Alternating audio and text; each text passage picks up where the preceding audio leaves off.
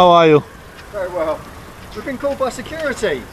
For taking pictures in a public space. Is that the one? He's only on the phone now.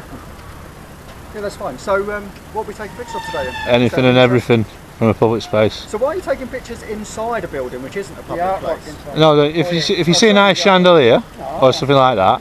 No, because that's just the way we can box it off, isn't it? That's all. No, I agree with you. This is London. Everyone takes photos. Yeah. But the security have called because you're taking photos inside an office building. No, we're not inside. No, you're taking photos inside an office Through the building. clear glass, you mean? Exactly, yeah. Is that not allowed? No, we just want to know why. I just I sightseers. just told you. Okay. Artwork. Alright, so do you think that's reasonable for security to call us if someone's No, taking you need pictures to go and tell him off. inside a You need to building? go and tell him off for wasting So if his time. someone came to your... It's not his house, please don't say that one, sir, No, please. but that would be a concern, wouldn't it? Well, if it was your house. Yeah, whack from the missus with a frying pan probably. That's right. So as a tourist, which is fantastic because that's what we encourage, there are certain things that tourists take pictures of. So if you've seen a big sign with a chandelier, would it over, you know? That's all I'm asking. Yeah, well that's what it is, mate, basically. We know ill intent, and if So if there's a really nice chandelier, I speak to you because he's not listening. if that's a real nice chandelier, Yeah. I fully accept that you would want to take a picture. Welcome to one of the most peculiar public encounters caught on camera, where art, architecture, and authority collide right on a London street. A photographer stands by, snapping a simple shot of a chandelier through a glass wall, and suddenly, he's surrounded by security, questioned, and confronted. What starts as curiosity quickly spirals into a debate over rights, privacy, and public access. Is this a harmless tourist moment, or a sign of something more suspicious? In this episode, we'll witness a tense yet surprisingly civil courtroom of the streets, complete with calm officers, confused photographers, and a city that seems to question itself. Who truly owns the view? Stay tuned, because by the end, you might rethink what it means to take a picture. 30 seconds ago, Okay. he's come out and banged my camera. So the reason, I'll explain the reason why. Is that him that's phoned in? I don't know who phoned us because we just get a call from a member of public, so Yeah, we yeah. don't know names. From a member of the In public? fact, 58 was A not member of the public so complained that you were 58 taking was not pictures the through clear address. glass. JP Morgan. So 58 it was JP Morgan. JP Morgan, yeah. So Has he been serious with that statement? really, we're really happy Yeah. with people taking pictures in the city. That's right. All right, because that's what it should be like. Yeah, you should yeah. be able to openly take pictures. Yeah. But security guards are trained Yeah. to see behaviour and feel like it's suspicious. Yeah. Everyone has their different levels of suspicion. Yeah. But for JP Morgan, I imagine they thought that your behaviour was suspicious. No, to be fair, I've been here before. I've been followed by JP Morgan down the street. So You we're know. not here to question what you're taking pictures of. Yeah, We yeah. openly encourage people to come to Oh, the do you? city. 100%. Oh, There's brilliant. fantastic things to take pictures Yeah. of. I'm stood outside, So I believe taking a picture through the clear that glass. as a tourist Yeah. or someone that's interested in the scenery, take pictures. Yeah. Security guards will become Overzealous. overzealous Yeah. if you're taking pictures inside their reception. Yeah. But as you've said, there's a chandelier that looks really Yeah, nice. yeah. You took a picture of that. To be fair, we wouldn't. Accept We wouldn't do it for an office window where there's got computers and stuff like that, stuff that you can see data and stuff. But an open like reception area where you've got like stuff that you can clearly see through. That instant shift from calm conversation to confrontation. Notice how it's not about what's being photographed, but where and why. The officer's tone stays polite, but the underlying tension is unmistakable. Every click of a shutter can sound like an alarm to security staff. This is a key insight: public photography lives in a gray area. What's public to one person might feel private to another. And when corporate property meets personal freedom, even something as innocent as admiring a chandelier can become a minor In that, but standing there, bare face, you know, like, do you know what I'm saying? I mean, we didn't come. Well, I asked a very simple question to you, sir. Was what you were taking pictures of, and you went, "I can take pictures of whatever I like." But This gentleman said, "Actually, I was taking a picture of a nice chandelier." Yeah, but with all Like, that's due a good respect- thing to say. with all due respect, it's none of your business when we take pictures. But there we go. This gentleman though has spoken to me I'm and not saying I would, explained what he's done. You haven't done that, to be fair. So let's start again. All right. we're done. I'm over the We're moon done. with people coming into the city and taking pictures of our artwork, our architecture, and our sites. Because we all do it. I do it on my days off as well. Oh dear. But So are you two guys recording as well? No, we're not pointing at you. But you're, No, you're recording. well, you're and you haven't recording told because your us. glasses have Come got on, a camera guys. and that. No, the glasses ain't recording, but this is now. I don't mind. You don't mind? Yeah, I don't No, I don't mind. Just in case, because if something was said, lies and stuff. So we go and have a word with that security guard? Well, why would you want to do that? Because he attacked me. Oh, you're making an allegation of assault? I'm just letting you know. If So- it's him that's phoned the police, he's No, the I've one already that said opened that. his So door. it was came out. JP Morgan. JP that phoned Morgan. us. JP Morgan. That's the one. That's the one on the side street there.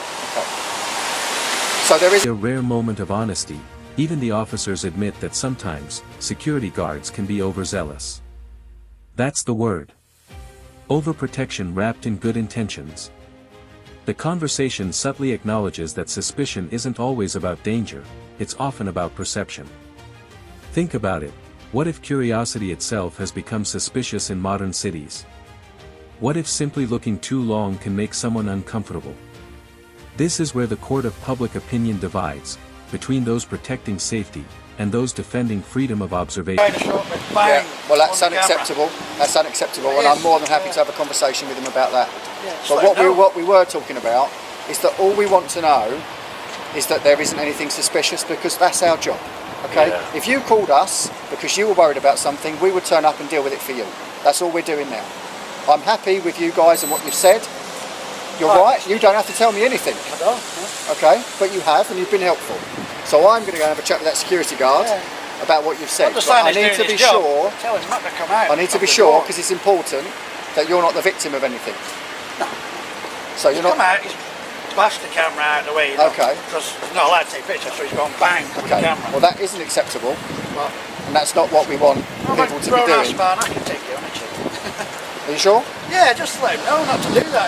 Next We're time. going to have a chat with him, because I think that's unacceptable. We shouldn't be doing that. The next person with a camera might not.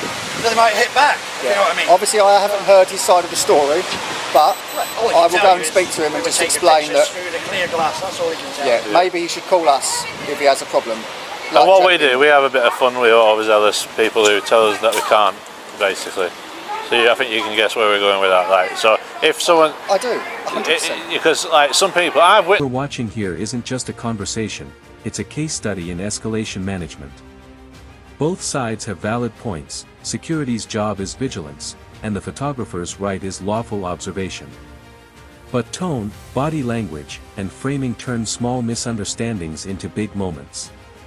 The officer's professionalism keeps things calm, but notice the careful language, phrases like, "if that's what you were doing," and "we just want to know why." Every sentence carries legal weight.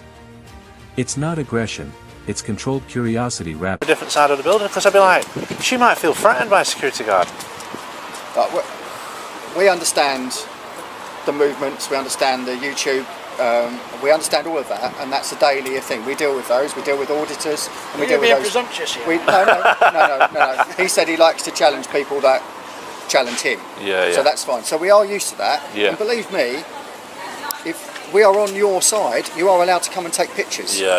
If you go to Tower Bridge on about 9:30 in the evening, that bridge is absolutely full, Full, innit? Yeah. of people taking photographs. Yeah. Okay.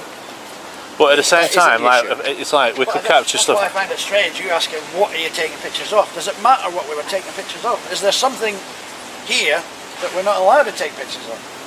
Okay. So Well, it depends what he said to the police constable. If he's turned around and said, "Oh, he's going into areas that we shouldn't be," then I can understand. We don't know what. We've also got another job, and that's to keep the residents of the city and everybody else safe. Okay. We don't know that people don't come to the city to look at where the cameras are, look for blind spots and those kind of things. All right. So we know that sometimes photographic equipment is used in some kind of hostile reconnaissance. We're not those one kind this of things. size. No. But we had this chat with this gentleman here. He was quite right. He wasn't discreetly filming. There was none of that. Yeah. You're openly filming, and I know Yeah. how frustrated you get with people that challenge you. couldn't get So anything I more in imagine, your face than a I camera imagine that if he size, didn't, couldn't The officer acknowledges that suspicion itself is subjective, a powerful admission.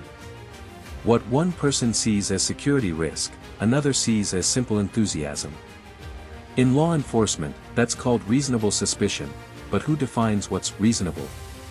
It's a delicate balance. Officers have to read intent through behavior, tone, and even posture.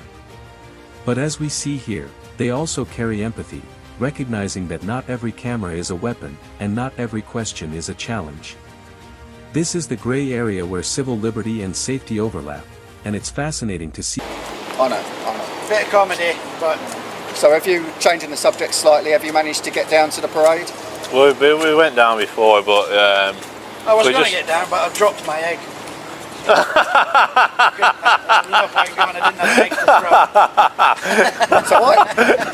So I believe whatever we think about the monarchy, I think it's a great day to witness. It's a shame I'm at work, really. That's why we come. I managed to catch a little bit of it on the train. Well, we was disappointed that we couldn't get close to it. So every time we've come, we could get closer to places we wanted to be. We've just come round there, actually. So you can go over the bridge. You will if I give you a leg up. Where are you going? To like sea containers or Blackfriars station up there as well. So Blackfriars Station's just here. So walk up this road, cross the road, Blackfriars Station's there. Okay. If you turn right, you can walk across the bridge. Across the bridge. Okay, alright, thank you. No worries. Anyway, I'm going to go and have a chat with him. Try not to get too wet. Enjoy your day. Oh, we're drenched, mate. It's nice to meet you anyway. Yeah. Nice to meet you. You take care, buddy, yeah? Thank you very much. Take care, buddy, yeah? Sound, bud.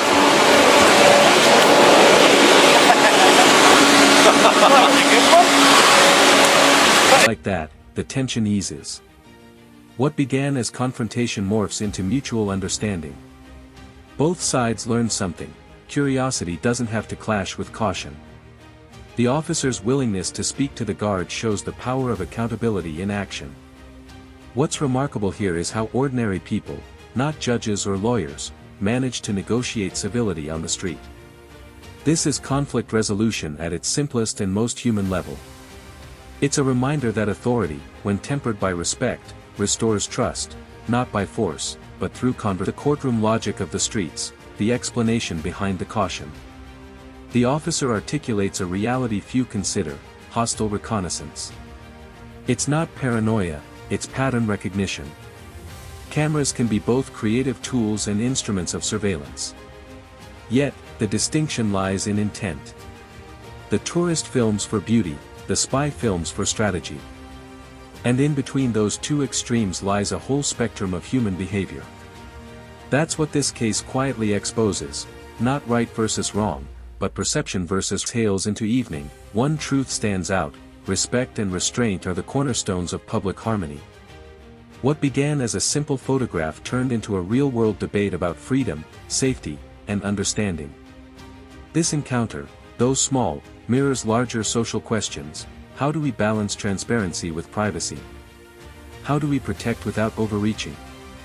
In a world full of cameras, perhaps the true test isn't who's watching, but how we respond when we are. If you found this case as thought-provoking as we did, hit that like button, drop your thoughts in the comments, and subscribe for more jaw-dropping real-world breakdowns. Because in every frame, every argument, and